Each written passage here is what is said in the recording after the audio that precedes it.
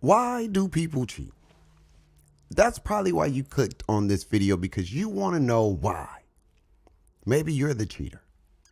Maybe you've been cheated on. Maybe you're upset because you're in the middle of both. You did both. Whatever that case may be, a lot of people always wonder why. The $1,000,000 question is why.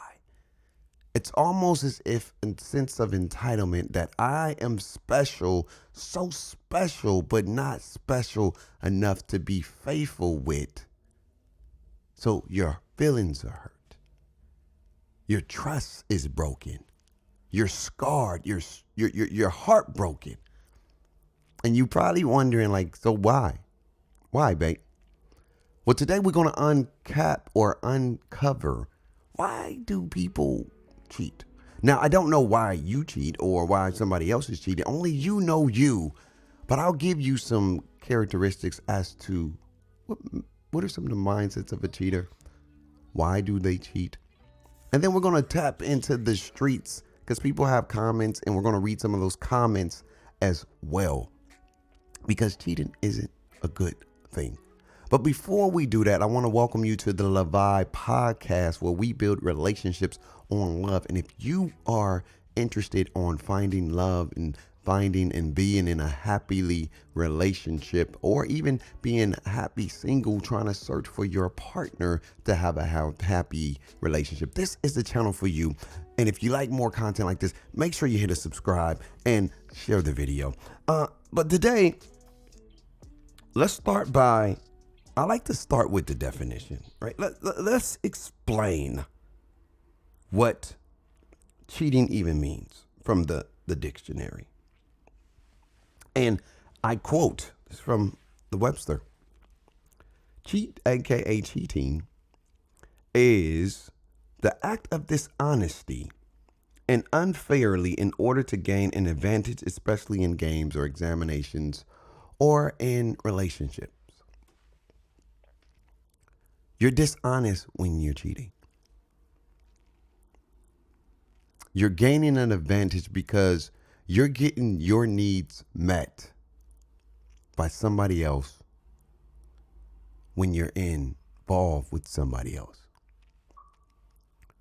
And I know a lot of times we always wonder, like, why is it acceptable now? Because cheating in today's world, it looks more acceptable than ever. Heck, relationships in today's world don't even look like a big thing. Like, people don't want to be in relationships. And if they are in relationships, do we even call them relationships? We got different terms: situationships, friends with benefits.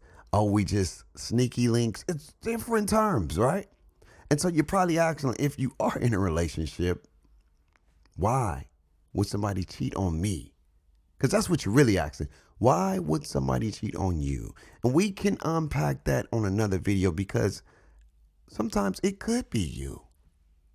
But let's take it from the context of it wasn't you. And let's examine what is the mindset of a cheater. What is their thought process as to things that they may cheat? So let's talk. I did some digging. And some characteristics of a cheater: impulsiveness. Very impulsive. No thought to what they're doing, especially my men. You know how it is. When you want to get that off, you get that off. Have you ever had that feeling where you're in a situation where you get it popping with somebody, and then you get it done, and then you have that after orgasm realization, like, I can't believe I just did that. Dang, with that person, it wasn't even worth it. Like, but in the moment, you're impulsive. You're just right. I gotta get it. I gotta have it. I need this. This is the ultimate fix, right? I've been there before. I'm not afraid to say that I've been cheated on, and I cheated, and we'll talk about that. Narcissistic, right? Just narcissist, selfish. They're going to do what they want to do, how they want to do. Can't tell them nothing, right? Emotional security, lack of emotional security. You don't feel the love that you think you should be feeling. There's an emptiness. There's something missing in your relationship. There's a place that doesn't fill the void, or the void, there's a void there where you're like, I need to feel this. Right? Poor self-control. You don't have self-control. You put yourself in situations that you don't even want to be, you're not even supposed to be in. Poor self-control. Anger, boredom, and attention seeking. Insecure. There's multiple characteristics of a cheater, but I want to ask you this. If you ever cheated before, why did you cheat? I want you to put it in the comments below right now. Because I'm going to tell you why did I cheat. Because I've cheated a few times. Funny story, and it's not funny, but I always say that to try to lighten the mood. The first time I cheated, I was in high school. I was a junior. And I was dating two girls. Two girls who birthdays was on the same day. Literally. But I was able to get away with the cheating because they both went to different schools and they was in different cities. I dated somebody that was at my school. And the crazy part about it, I was in a relationship with two individuals for a good 8 months. And it took me to really end the relationship before I got caught. But I don't think I probably would have got caught because it worked out. Literally, I was able to celebrate two different birthdays. Like I was a professional at this thing. But it didn't take my relationship, it didn't take it to the relationship I had with God to make me realize, like, I don't like doing this. I felt bad. And I am a firm believer of what you put out into the world will come back to you, because it did come back to me in college. I got dogged. And I think it was a comeback around from all the times when I was doing the dog digging and all that stuff, doing the dirt and things like that. And at the time, you like when you're young, you feel like it's okay because you're young, man. I was 17. I didn't know nothing about being committed to. I was young, okay? But still, it doesn't make it right. And usually, a lot of times, it hurts to get cheated on because it's at times when you're ready to be committed. Right? When you're ready to be committed, that's when it hurts the most to get cheated on. And then that makes you lack of losing your trust into the world and your next partner, and then you take that into your next relationship, and now you're talking to somebody, and now you're unsure, and now you dibbling dabbling to protect yourself, because sometimes people do cheat for protection. They cheat to protect their emotions. So even if it don't work, they won't be hurt as bad because they never fully committed all the way in that thing. Right? If you've been there, let me know. And a study revealed that the key reasons as to why people cheat is anger, low self-esteem, lack of love, low commitment, need for variety, neglect, sexual desires, and circumstance. Type 1 in the chat if one of those resonates with you. I'm not going to talk about all of them, but a few of them I want to talk about. Insecurity. Insecurity is a big one because you're insecure about yourself. So when you're insecure about yourself and when you're insecure in your relationship, you are thinking that somebody is doing something that they may not be doing. So to protect yourself from not getting hurt, you rather do it first. So, it's cool. If she doing it, I'm doing it. If he doing it, I'm doing it. It's cool. Because you're insecure. So your insecurity is just choosing you or having you not be able to trust your significant other. So what do? You dibble dabble into other things, right? It happens, right? Another one. Commitment is a big one, especially in today's world. A lot of times, folks don't want to be committed to anything. You don't see relationships now. You see a lot of different terms. You see sneaky links. You see situationships. You see friends with benefits. You see a whole bunch of different terms. Forget the man, give money. Like they even getting into relationships for the wrong reasons, and that's something to talk about later. But commitment is so big in these relationships that people don't want to commit to nothing. They don't want to commit to just one, right? You know the saying. Man, it's all this stuff in the world. I ain't ready to just give it to one. I ain't ready to give in my card to one. You know, fellas, y'all know what's up. You know, I think ladies do want to give their heart to one, but they're tired and frustrated of dudes. We broke their heart so much that they don't want to trust us, or they can't trust us because they're taking in their baggages from their past relationships. And now they're like, look, I don't want to be in a relationship. You see a lot of women now, like, I just want to focus on me. And that's okay. But it gets to the point where they focus on them so much that they don't even know how to be in relationships ever. So they so independent. But in reality, they do want to be loved. They do want to be cared for. They do want to have security in relationships, but they're so afraid to give their full heart because they've been broken and broken and broken and broken time and time and time again. We don't want to commit to nothing, right? And then one of the big ones is options. Options. Some people love options. Some people love options. They love variety, right? I want variety. I would like to have variety. I can't just do it with just one person. I can't be with just one person. Because this person got that person don't got. And so when this person is tripping, I can go get that from that person. Or this person don't like to do this, but that person like to do that. And instead of communicating and letting them know some things and what you need in your relationship, you choose to try to dibble dab and all those things. But you know what's crazy? Even when you have options, even when you don't like commitment, you committing to something. You just don't realize it. You're committing to either cheating or you're committing to being faithful. Because to be a cheater, it's a commitment. It's a lot of work. You have to remember lie after lie after lie, story after story after story. You have to bring people into the mix. You have to have alibis. You have to have all these things to make sure that you're able to get away with the crime. Because again, remember, it's dishonesty. You are being dishonest to your partner.